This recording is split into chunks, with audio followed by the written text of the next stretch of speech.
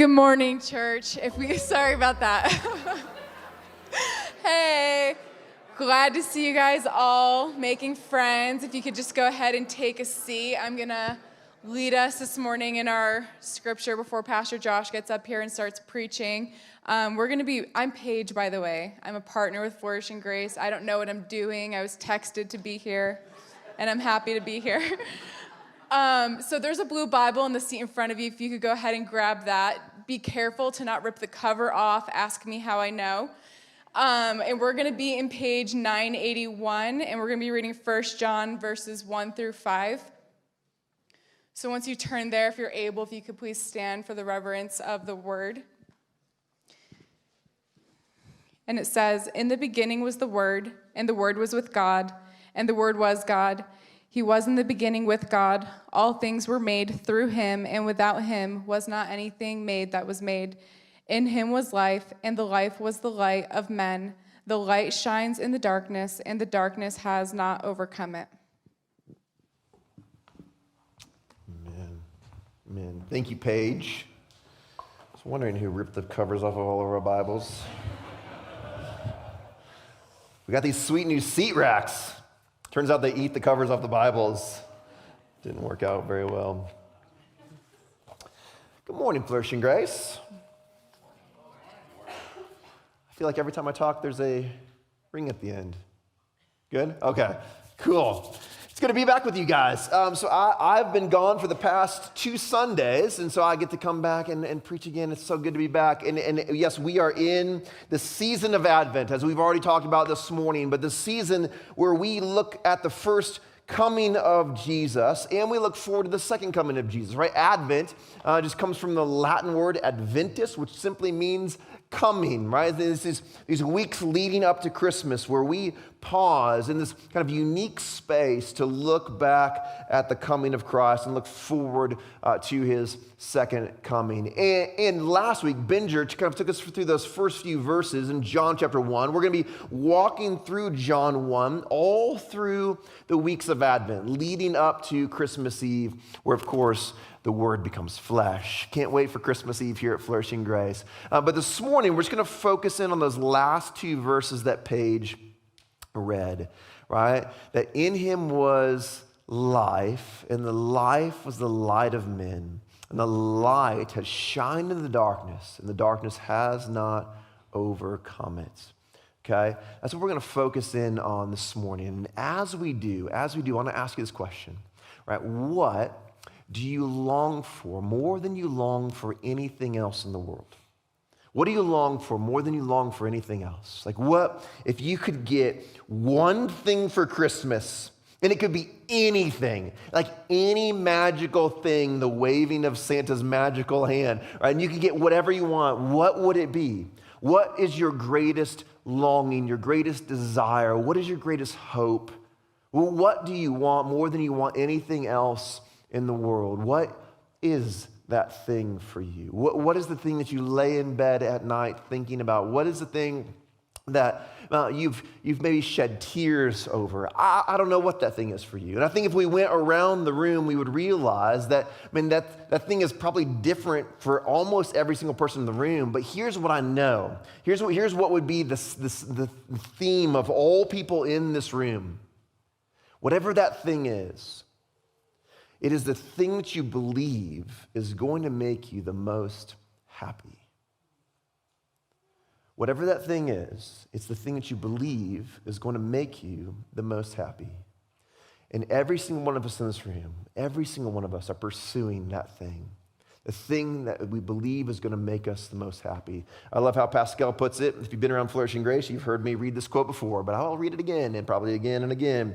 Pascal puts it this way, the great mathematician, philosopher, theologian, he says, all men seek happiness. This is without exception. Whatever different means they employ, they all tend to this end. The cause of some going to war and others avoiding it is the same desire in both, attended with different views. The will never takes the least step but to this object. It is the motive of every action of every man, even those who hang themselves. Every human being on the planet at all times is pursuing the things that they believe are going to make them the most happy. Whatever that great, deep desire of your life is, or even the small little things every single day, right? Choosing the donut over the banana, right? Every day, right? What's going to make me the most happy right now in this moment? We're always moving towards the thing that we believe is going to make us the most happy. This is without exception. Augustine, the great theologian, put it this way. He said, every man, whatsoever his condition, desires to be happy. It doesn't matter how wealthy you are or how poor you are. It doesn't matter what kind of house you live in or what kind of box you live in. Every man desires to be happy. He also said this, Augustine said, for who wishes anything for any other reason than that he may become happy? It's the reason, it's the source of every desire, every wish we have is rooted in our desire for happiness. The great Puritan preacher Jonathan Edwards put it this way. He said, there is no man upon the earth who isn't earnestly seeking after happiness. And it appears abundantly by the variety of ways they so vigorously seek it. They will twist and turn every way, ply all instruments to make themselves happy men. This is a universal theme, and every great theologian and philosopher has picked up on this theme, that every single person in this room, you are constantly pursuing happiness. I am constantly pursuing the things that I believe are going to make me most happy. Why is this a universal theme? Why is this true? Why can I say this is true for every single person in this room and know for a fact it is? You see, I believe that you and I, we were created to be happy. We were created to be full, to be fulfilled. We were not created for longings. We were not created for the great desires. We were not created for sorrow and mourning and to desire that those things would cease, that they would end. We were designed, we were created to be filled. In the garden, Adam and Eve, before they ate from the fruit of the tree, were they happy? Were they happy? Yes. So did they eat from the fruit of the tree because they were unhappy? No. Then why did they eat from it? You see, they were convinced of the most devilish of lies, that there is happiness, that there is light and life outside of God. And what I want you to see this morning, this is a hard thing to see. It's harder than you think at first, is that that's not true. There is no light and there is no life outside of Christ. And there is no happiness there. There is no joy. There is no fulfillment. Those things do not exist outside of Him. As we seek light and life and other things other than Jesus, we are only led deeper and deeper into the darkness. And this is what happens with Adam and Eve. They're convinced that in some way, shape, or form, that there's light and life, that there's joy outside of God. The serpent tells them, your eyes will be opened. You will become like God. There's something greater beyond God. There's something more out there. And they take it and they eat. And in that moment, what are they led into? Darkness. For the first time ever, they experience darkness. The sin, the curse of sin and death is the darkness. Here's what happens to Adam and Eve in Genesis 3:16. To the woman, God says, this is the curse to the woman. He turns to the woman, he says, I will surely multiply your pain and childbearing. In pain you shall bring forth children. Ladies, is that dark? I don't know. I think it is. From what I hear, that's darkness. All right? In pain and sorrow. Now there's pain and sorrow in the world. The darkness of pain, the darkness of sorrow. Your desire shall be contrary to your husband. The darkness of division has entered the world, and he shall rule over you. The darkness of oppression has entered into the world. These things did not exist in the light and life of God, but now that they've entered into the darkness, they now exist. And to Adam he said, because you have listened to the voice of your wife and have eaten from the tree which I commanded you, you shall not eat of it. Cursed is the ground because of you. Even the earth, our surroundings, the habit in which we live is now cursed. In pain you shall eat of it all the days of your life.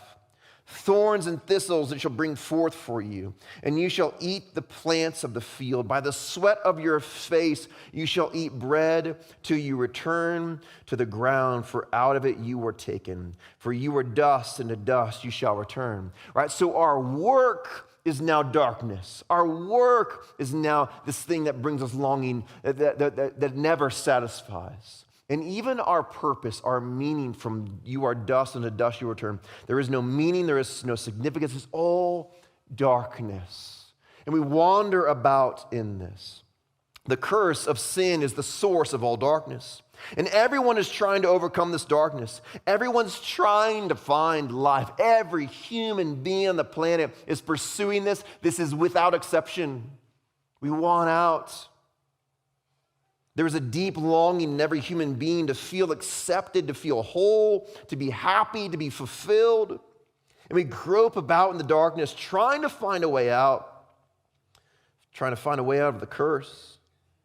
And every ad on your Instagram scroll, every commercial on YouTube, every billboard is taking advantage of our desire to be free of the darkness. We're sold and convinced every day that maybe if I just make enough money, I'll overcome the darkness. Maybe if I have the right friends, I can overcome the darkness.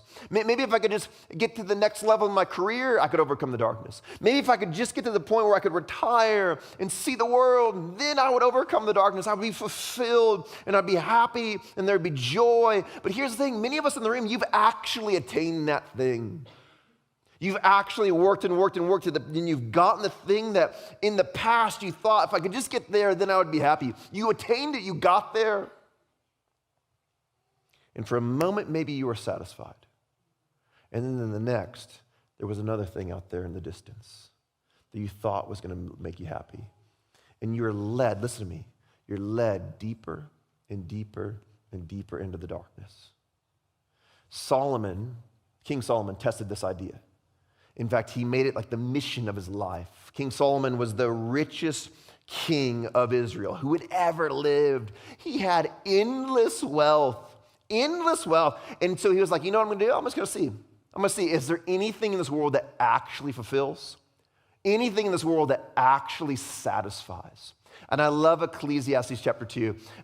Solomon says, I'm just going to go for it. Like, go for it. Right? This man has more money than Elon Musk and Jeff Bezos combined. He's just like, and I'm just gonna go for it. Like, whatever I want, I'm just gonna buy it. Whatever my heart desires. Here's what he says in Ecclesiastes chapter 2, verse 10. He says, and whatever my eyes desired, I did not keep from them. I kept my heart from no pleasure. And for my heart found pleasure in all my toil. And this was my reward for all my toil. He says, listen, anything I see, I'm just going to buy it. Anything that my heart's like, I kind of want that. I'm just going to buy it. And so what does he end up with? He ends up with like all these women, hundreds of women, right? All his crazy animals from all over the world. Like he's got peacocks and monkeys. And he's like, I don't know, monkey sounds fun. He just buys it. Like whatever he wants, he just goes for it.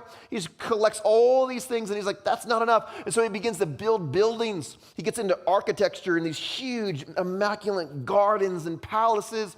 Anything he wants, he just goes for it. The very next verse, verse 11, he says this. Then I considered all that my hands had done and the toil that I had expended in doing it. And behold, all was vanity, meaningless. It's all meaningless. And a striving after the wind. And there was nothing to be gained under the sun. I tried. I gave it everything I had, and I had a lot to give. And it was just strive. I tried to fulfill the longings. I tried to satisfy the desires, and it was striving after the wind. I couldn't grasp it. No matter what I did, I couldn't get my hands on the things that would actually fulfill me. In him was life, and that life was the light of men. There's only one source. Here's what Solomon goes on to say later in that same chapter. In verse 24, he says this, "This also I saw is from the hand of God.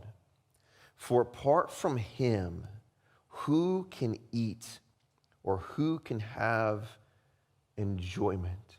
You see, Solomon's conclusion is simply this: God alone sustains us, and God alone fulfills us. Who can eat? Right? Solomon says, listen, if it's not for God watering the crops, if it's not for God, there is no food for the cattle, there's no beef on my table, there's no vegetables to eat. If it's not for God, I can't survive. I can't be sustained.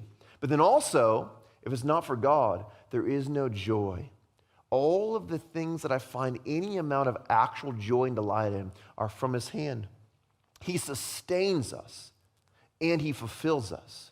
He is the life and the light. He is the source of both things. All the things that we need and all the things that we desire find their end in him and him alone. He is the life and he is the life. The deepest longing of the human heart is for the light and life of Christ. The deepest things that you long for, the source of it all, is Jesus. Jesus is the source of all life and life. And if that's true, if it's true, and I believe it's true, if Jesus is the source of all light and life, then nothing else is. Think about it for a minute. If Jesus is the source of all light and all life, and I believe that this is what John is arguing, and I believe it's true, and if it is true, then nothing else is. Can you wrap your mind around it? Because I don't think we can.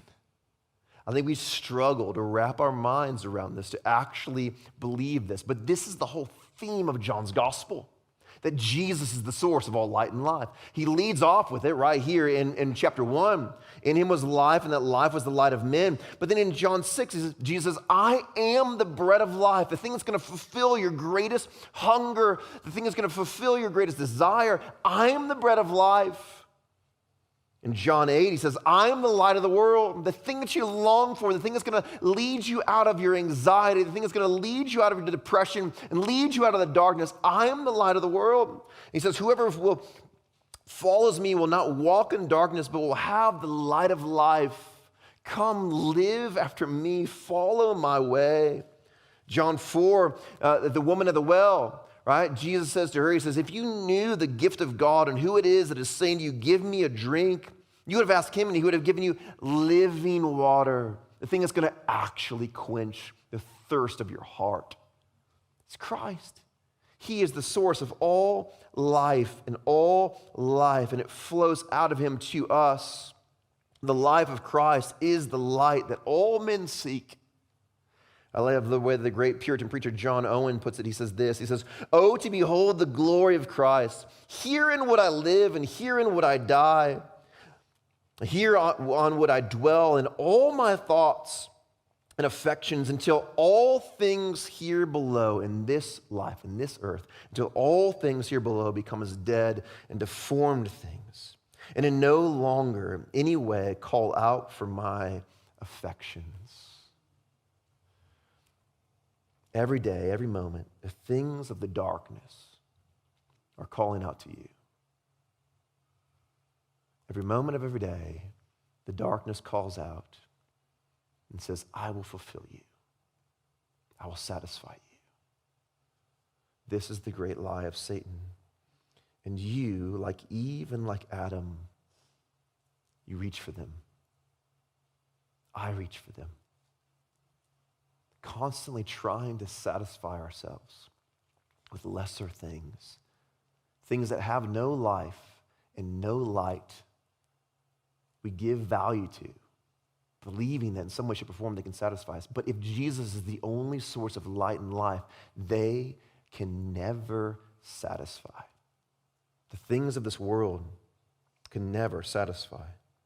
Not our friendships, not our relationships, not our marriages, not our children, not our careers, not our homes, our possessions. None of it can be a life and life if Jesus is the source of all of it. So, how do we live free of this? How do we walk in this truth? How do we live? How do I live free? How do I come to the place where I abandon all of the things of this world and I count them all as rubbish, as nothing, as Paul says, and I actually live as though this is true, that Jesus is the source of all light and life? How do I free my heart from the darkness of this world? How do I stop it from wandering about in things that are ultimately meaningless, things that are ultimately never satisfy me? How do we stop this? I want to give us 3 things this morning real quick, and then we'll be done. First, I think we got to slow down. In order to experience any of these 3 things, I'm going to give you 3 things. But first, in order to actually experience them, we must slow down. Our pace of life is doing violence to our ability to draw near to Jesus. Our pace of life is robbing us from experiencing the light and life of Christ. And there's no time like Advent that does as much violence to our relationship as Jesus. Okay, let me say that again. There's no time in our calendar year like Advent that does as much violence to our relationship with Jesus. Okay? I know Advent's like all about Jesus, but it's not, right? It's like the Christmas Can song. You guys know that one? Christmas time is here. Shopping. You guys know the song? Go listen to it after this. That's Advent, okay? It's just speed and pace and fullness and craziness and just go, right? Because we got this kid's school song cantata thing on this night, and this kid's school thing on this choir thing on that night, and then we got this Christmas party, and we got this Christmas dinner, and then we got to go do these tradition things, and Santa's going to come to Gateway, and then he's going to come down the lift at Park City, and then he's going to come to City Creek, and we got to see it all. And then we got to go to this drive-through light show down there. We got to go to this drive-through light show over here. And every night of the week, there's another thing, and it's just like go, right? All the time. That's Advent. And we can never slow down enough to actually experience Jesus. Listen to me. Advent's a lie. The season's a lie. That all these traditions and all the lights and all the presents are going to fulfill you. There is no light and life in any of it. It can't be if it's all in Christ. None of it will fulfill. None of it will bring lasting joy. But we move too fast to actually acknowledge that. So the first thing we need is presence. We need presence. The presence of Jesus. The light shines in the darkness, and the darkness has not overcome it. I love this because, listen, John changes his tense, right? Did you notice that? He says, in him was, past tense, life, and that life was, past tense, the light of men.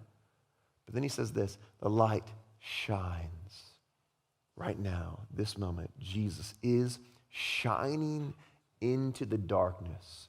This hour, this moment. I don't care what your life has been like this year. I don't care how dark it's become. I don't care who you've lost or how much money you've lost. I don't care what's going on. The light is shining in the darkness. And maybe you're moving too fast that you can't see it, but the light is shining in the darkness. And the darkness has not overcome it. He's shining right now in your life. The presence of Jesus is available to you right now. He's here if you'll just slow down enough. I love how John Piper was a pastor in Minneapolis, Minnesota. I love how he puts it. He says this. He says, the great enemy of hunger for God is not poison, but apple pie. It is not the banquet of the wicked that dulls our appetite for heaven, but endless nibbling at the table of the world. It's not the X-rated video, but the primetime dribble of triviality that we drink in every night. For all the ill that Satan can do, when God describes what keeps us from the banquet table of his love, from his presence, he pulls this from Luke 14. It's a piece of land, a yoke of an ox, and a wife. It's our wealth, our possession, it's our work, it's our relationships.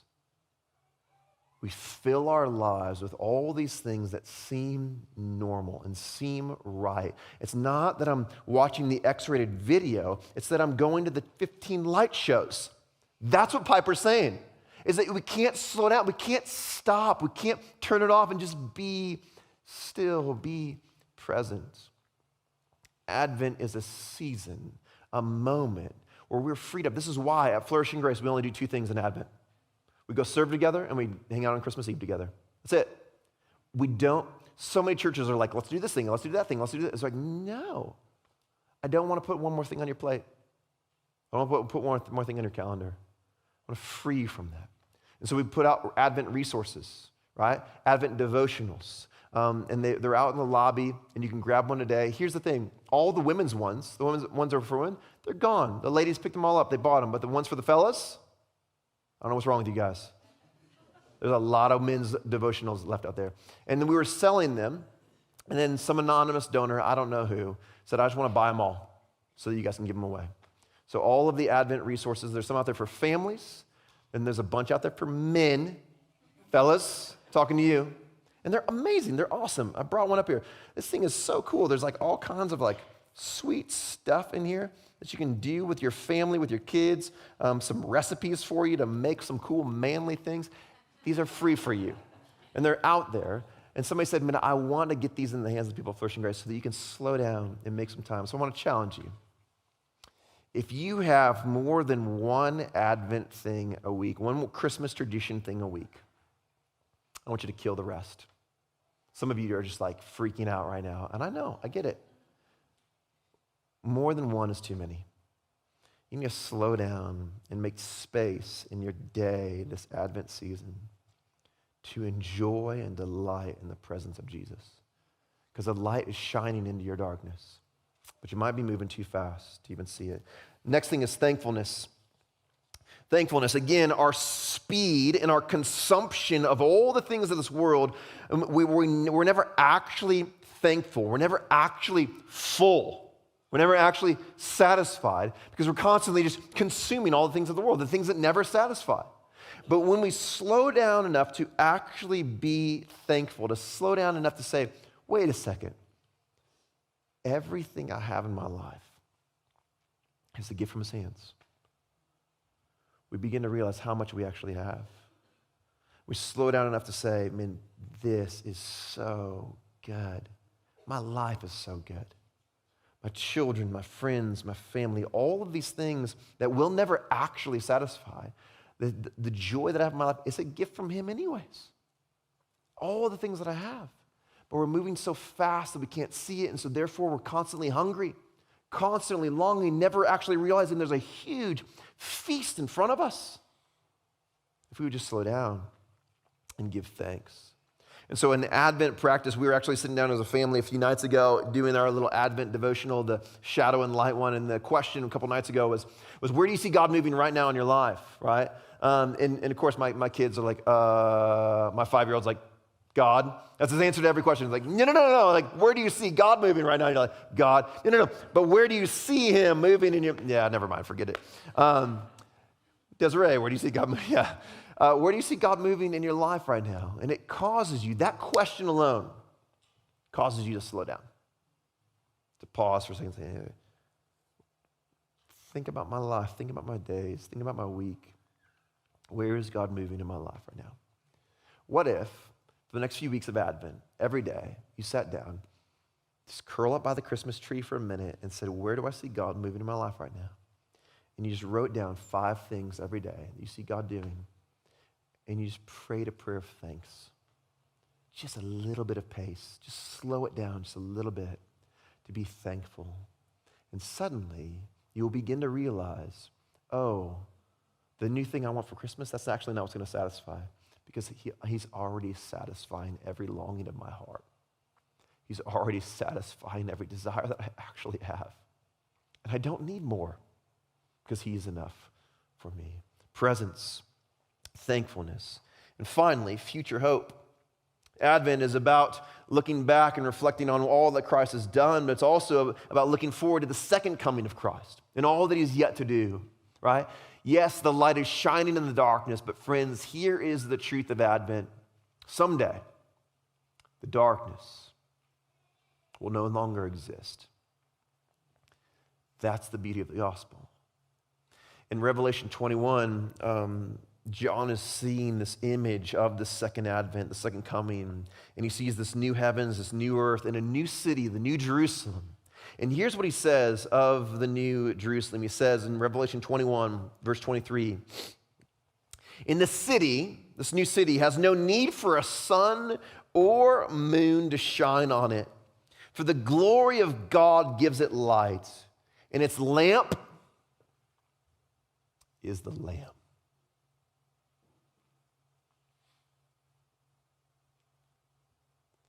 The source of all light and life is its lamp. By its light, the nations walk. The kings of the earth will bring their glory into it. And its gates will never be shut by day. And there will be no night there. No more darkness. No more mourning. No more sorrow. No more tears, no more longing. You were built for that. You were made for it. To be constantly, always fulfilled. Constantly, always delighting. Totally happy. Listen to me. In him. In him. He's the source of all joy and all delight, all happiness. It's there in him. And one day we will have it fully.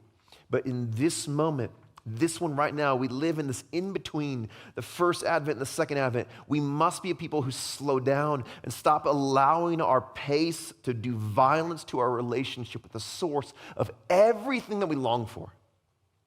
Can you slow down? Be present with him. Find your thankfulness in him. And remember that one day, all of those longings will disappear. I want to challenge you during this Advent season to write that verse down, maybe print it off, tape it to your steering wheel or the door in your house, or as you go out and as you come in, and every day remind yourself that one day, all of your longings and all of your sorrows will be brought to an end by the source of all light and all life. And if he's the source, nothing else can be. Let me pray for you guys. Jesus, we come before you this morning with treasure in our hearts, knowing that you are the source of all light and life. And we ask for your forgiveness because we don't live as though that's true. Intellectually, we might nod our heads and agree, but our heart disagrees. So would you help us to slow down? Would you help us to find nearness to you, find presence? Would we know that the light is shining into our darkness right now, that we can draw near to you right now in this moment? You are here. And if you are here, then everything we long for is right here. It's with you. And so fill us with thankfulness. Show us where you're working. And fill us with hope. Remind us that the end of our wicked longings, the end of our lesser desires is coming. It's coming.